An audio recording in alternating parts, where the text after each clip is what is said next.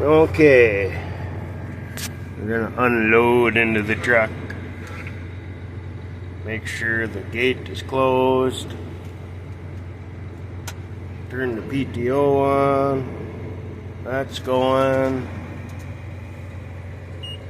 Now we throttle up. Get the scale working.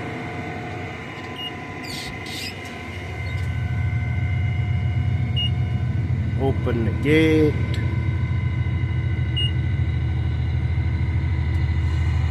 And there we go.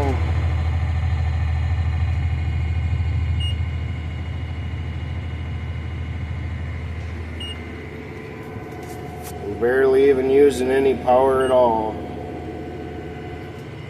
There's already 6,000 pounds.